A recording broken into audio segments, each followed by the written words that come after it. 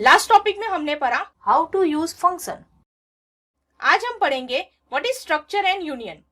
अभी सबसे पहले हमारे ब्रेन में यही चीज आती है कि एक्चुअली ये स्ट्रक्चर क्या है, राइट? हमने देखा था कि सी का स्ट्रक्चर हमने देखा था। स्ट्रक्चर यानी एक वे ऑफ प्रोग्राम, यानी कुछ तरह से वो एक फ्लो में जाता है।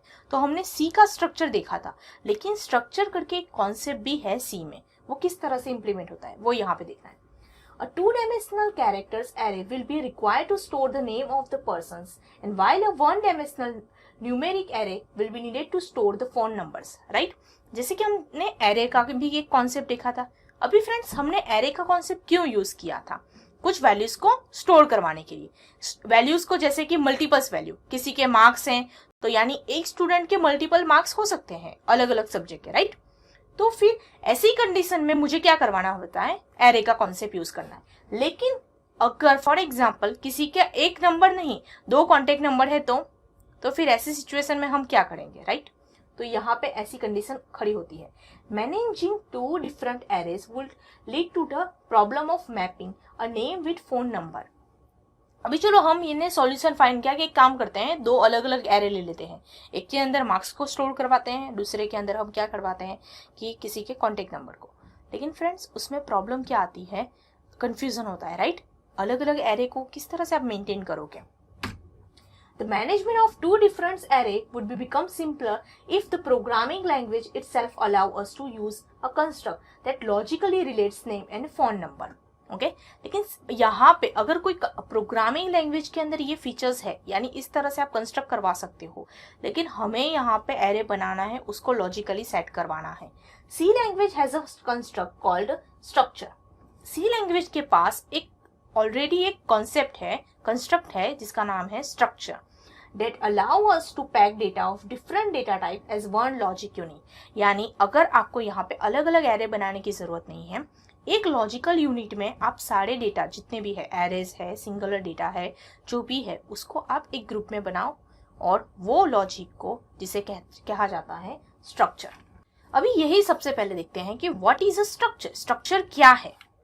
A structure is defined as a collection of related entities that may be a different data types accessed using a common name।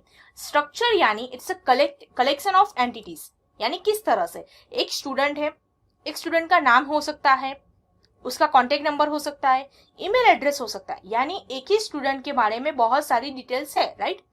तो हम एक स्टूडेंट को एक अलग से ग्रुप में बना सकते हैं। तो वही जो ग्रुप है एक्चुअली उसे हम क्या कह सकते हैं? स्ट्रक्चर कह सकते हैं।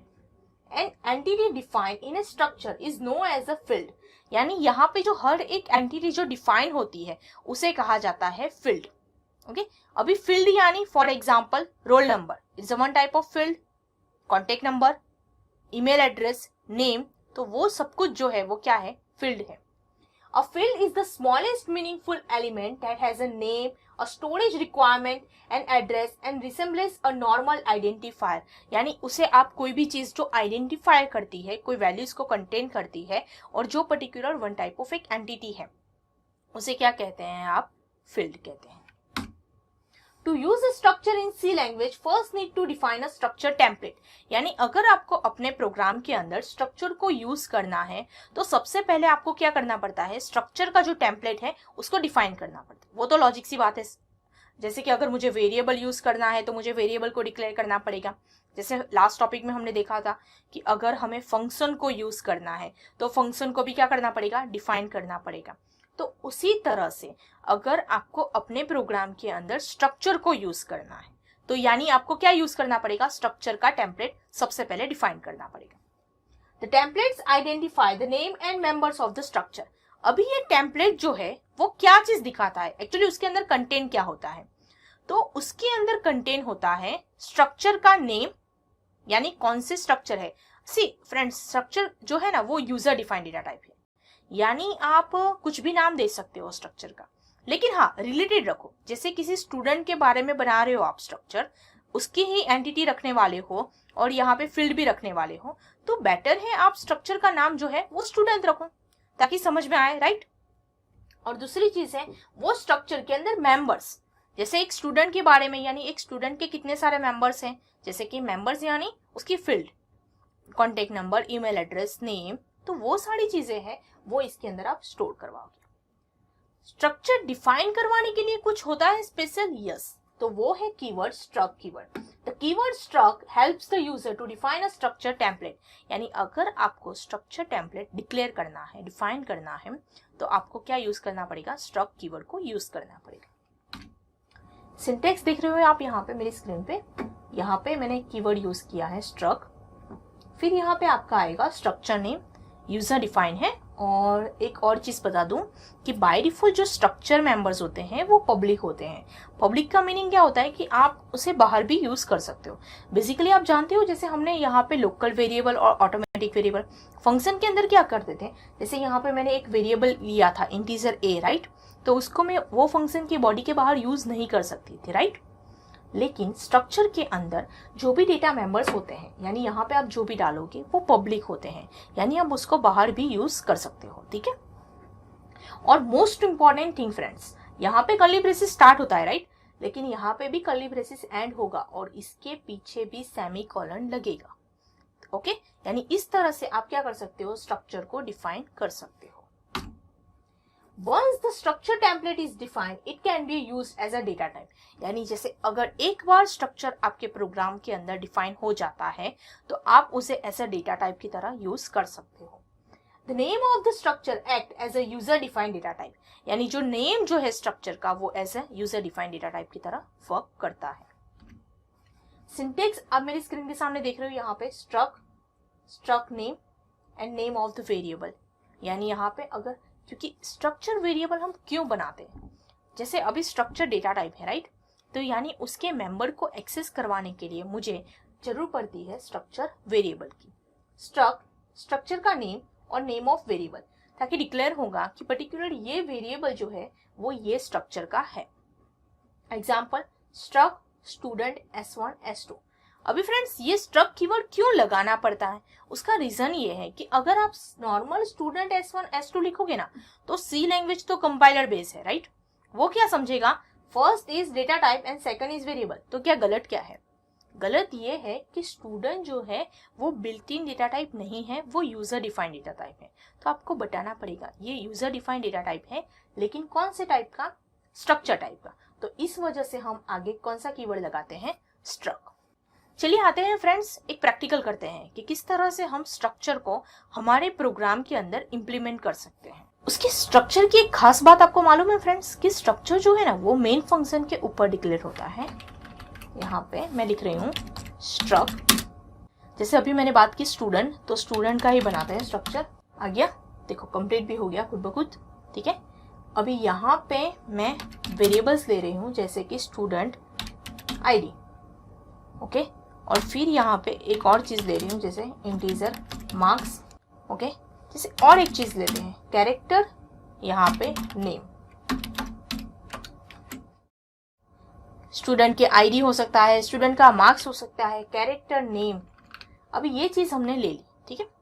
अभी यहाँ पे ये चीज को हमें क्या करना है, पहले अभी फंक्शन का जो स्ट्रक्चर है उसका वेरिएबल बनाना है, स्ट्रक्ट स्टूडेंट एंड S1, ये कर दिया। अभी फ्रेंड्स ये जो वैल्यूज है ना उसको इनिशियलाइज करना है। अभी हम सबसे पहले डिफॉल्ट वैल्यूज जो है हमारी वो ही लेते हैं, तो यानी यहाँ पे ये चीज करना है। सबसे पहले कौन सा है, ID, यहाँ पे मैं ले रही हूँ 1, मार्क्स 85 मार्क्स दे देते हैं उसको, और नाम जैसे कि मैं यहाँ पे रखती हूँ, ओके, जैसे मैंने यहाँ पे रखा राजू, कोई भी नाम रख सकते हो आप, जिसको नाम रखना है वो, ठीक है। और फिर यहाँ पे स्ट्रक्ट स्टूडेंट S1, यहाँ पे मैंने जो फर्स्ट जो है वो यहाँ पे लिया ID, फिर यहाँ पे सेकंड जो है मैंने मार्क्स लिया, यहाँ पे आप कोई भी नाम लिख सकते हो जो यहाँ पे डिफाइन किया है, ये कर दिया मैंने। उसके बाद यहाँ पे printf, सबसे पहले मुझे डिस्प्ले करवाना है स्टूडेंट की ID %d। अभी यहाँ पे आती है बारी एक्सेस करवाने की। नॉर्मल वेरिएबल होता तो मैं यहाँ पे ID लिख रही थी, राइट, लेकिन ये ID यहाँ पे नहीं है, वो एक स्ट्रक्चर में है। और भी पूरा ये स्ट्रक्चर किस में है, स्टूडेंट में है, और ये पूरा स्टूडेंट किसके अंदर रिप्रेजेंट करता है, S1। तो यानी यहाँ पे S1 डॉट यहाँ पे आप देख रहे हो मेरी स्क्रीन के सामने, यस, यहाँ पे आईडी, फिर यहाँ पे printf नेम, जिस तरह से आपको डिफाइन करना है उस तरह से आप डिफाइन करवा सकते हो। स्टूडेंट नेम है %s आएगा, यहाँ पे s1 डॉट नेम printf %, यहाँ पे हम ले लेते हैं d s1 डॉट, अभी हम यहाँ पे क्या यूज करेंगे, मार्क्स। ठीक है, ये चीज हमने यूज कर दी, यहाँ पे सेव करते हैं। उसके बाद यहाँ पे बिल्ड करवा दिया एंड देन आप मेरी स्क्रीन के सामने देख रहे हो, राइट फ्रेंड्स। यानी इस तरह से आप किसी स्टूडेंट का आईडी, नेम एंड मार्क्स, आपने देखा मैंने इन सभी को एक ही डेटा टाइप के अंदर डिक्लेयर किया है। डेटा टाइप हमारा कौन सा है, स्टूडेंट, और वो जो है वो क्या है, हमारा एक डेटा टाइप है, यूजर डिफाइंड डेटा टाइप है। यूजर ने खुद बनाया है उसका नाम, और फिर उसका यहाँ पे वेरिएबल बनाया, वेरिएबल के अंदर यहाँ पे वैल्यूज को इनिशियलाइज किया और उसके बाद एक्सेस इस तरह से किया। यहाँ पे जो वेरिएबल को, जो आपको स्ट्रक्चर मेंबर है उसको आप एक्सेस करवाना चाहते हो तो यहाँ पे आपको यूज करना पड़ेगा डॉट ऑपरेटर। और ये हम इसलिए यूज कर पा रहे हैं क्योंकि स्ट्रक्चर के जो मेंबर्स होते हैं वो बाय डिफॉल्ट कौन से होते हैं, पब्लिक मोड में है, इस वजह से यहाँ पे वो ब्लॉक के बाहर भी यूज कर सकते हैं। सो फ्रेंड्स, आज हमने पढ़ा स्ट्रक्चर क्या है एंड यूनियन क्या है। नेक्स्ट टॉपिक में हम देखेंगे एरे विद इन स्ट्रक्चर।